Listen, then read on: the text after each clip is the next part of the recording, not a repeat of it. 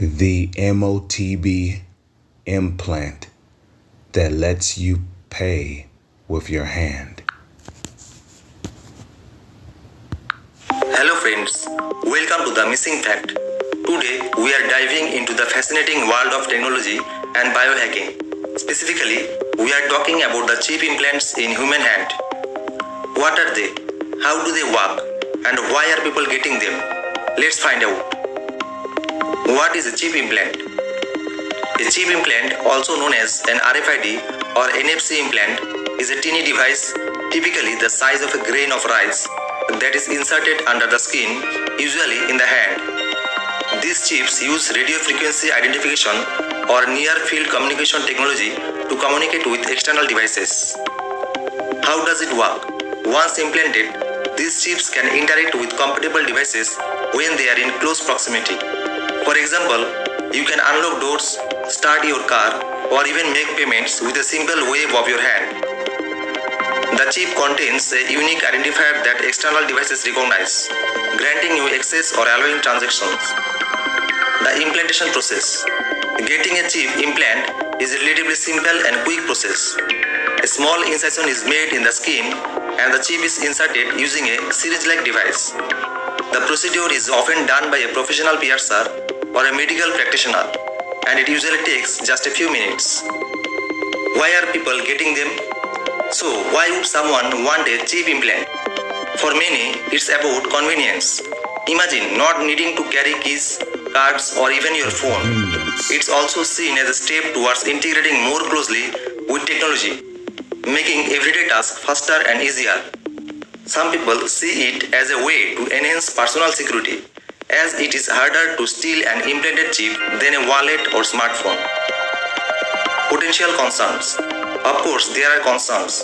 Privacy is a major issue, as these chips can potentially be used to track your movements and activities. There is also the question of security. Could these chips be hacked? And then there is the ethical debate about the implications of merging technology with human body. The future of chip implants.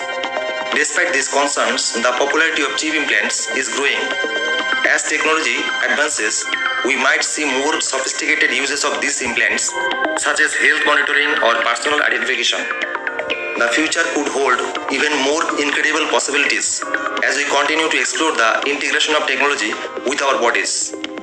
Chip implants in the hand are a glimpse into a future where technology and biology merge seamlessly. While there are still many questions to be answered, it is clear that this technology has the potential to revolutionize the way we interact with the world. Thanks for watching. If you found this video interesting, don't forget to like, subscribe and hit the bell icon for more technological insight. Okay. So, you saw the video right there. Apparently, this was uploaded 12 days ago. Okay, now, I remember some years back, Nate,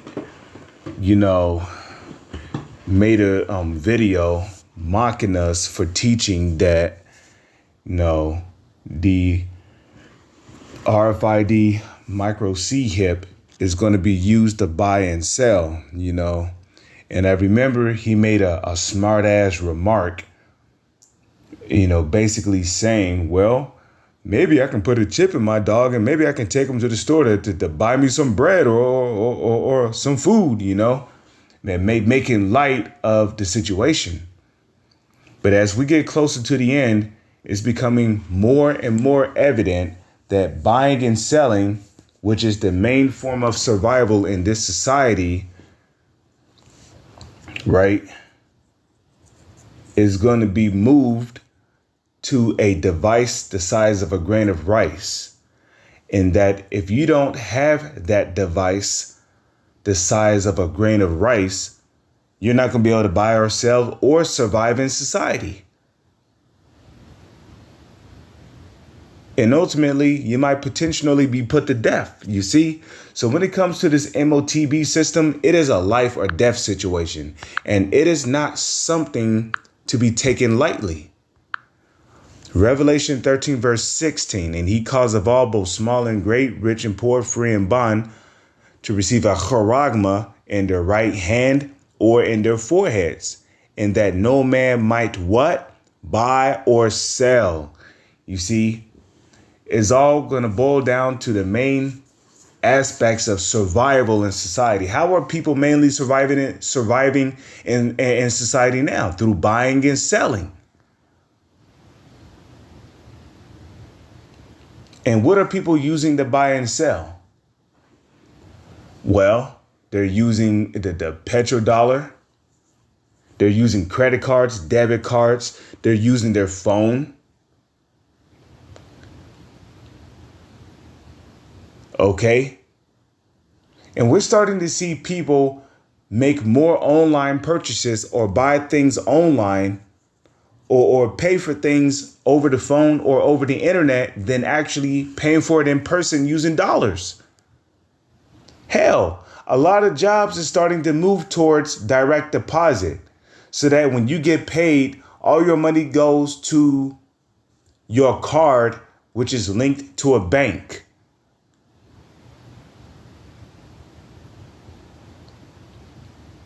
You see, and this is the society we're moving to. We're moving into a electronic digital society where all transactions will have to be electronic.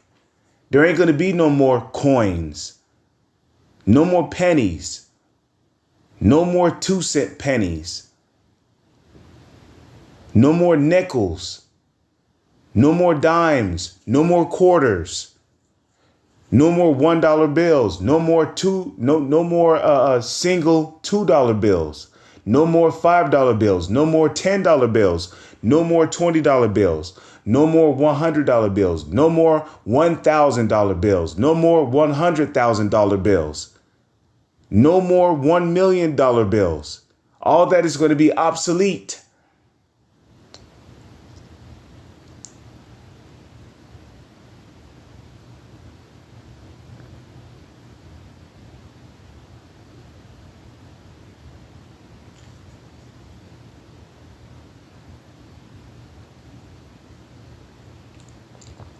You see, there ain't going to be no more of that. Because those physical aspects or those physical mediums that you use to make exchanges for goods, that's going to go out the door. And there's going to be a new physical medium that is used to buy and sell. And that's going to be the RFID micro C-hip. That's going to be the new way of buying and selling, which is the main way of surviving in this society. Because nowadays, if you're caught stealing food, they can lock you up for years. All because you was starving. You know? And I'm beginning to see it with a lot of places. They're beginning to lock up their dumpsters now whenever they throw food away. So it's not like dumpster diving is going to be an option for food, right? So if you're an Israelite, how are you going to survive in these last days when buying and selling is moved to a CHIP, which is the mark of the you know what? You're going to have to lean towards Yahweh Bahashem, Yahweh Shai. Okay, as it is written. Let's type that in. Lean on him that smote them. Lean on him that smote them. Let's see what comes up here.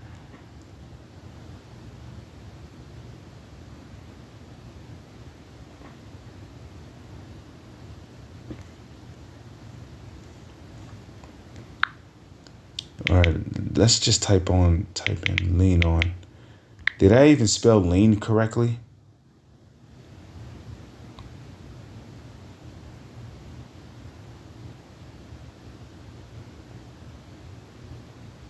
Well, what is all this?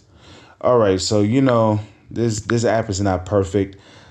Let's come over here and type this in. Bible. Okay. They shall no more lean upon him that smote. Because right now we're leaning on Yahweh Bahashem Yahweh Shai.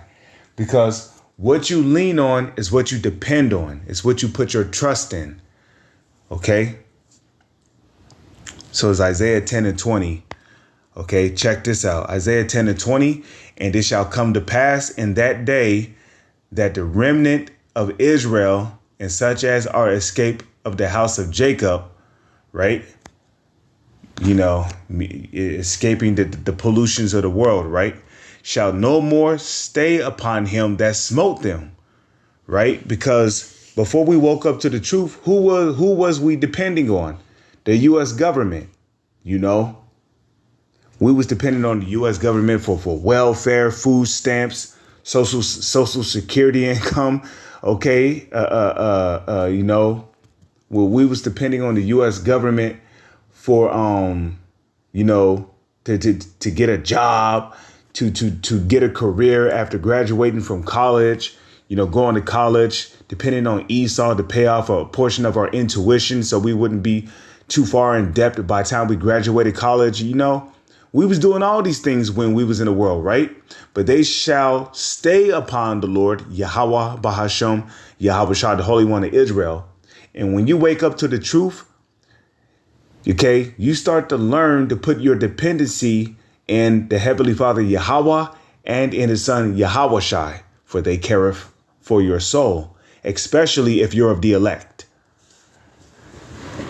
Okay?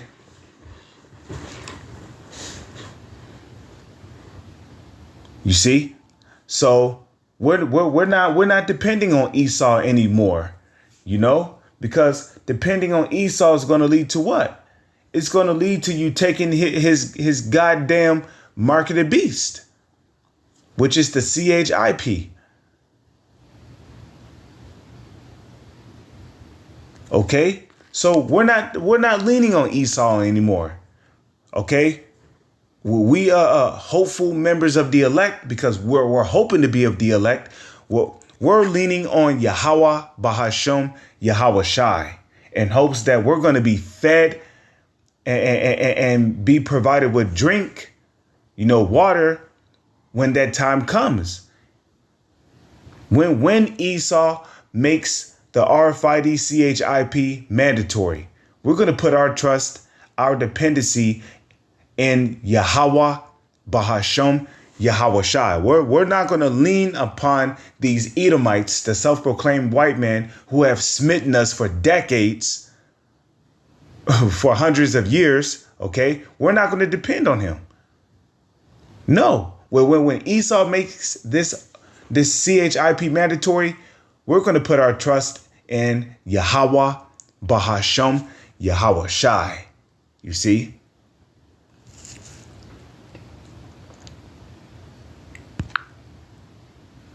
So that was Isaiah 10 and 20. Okay.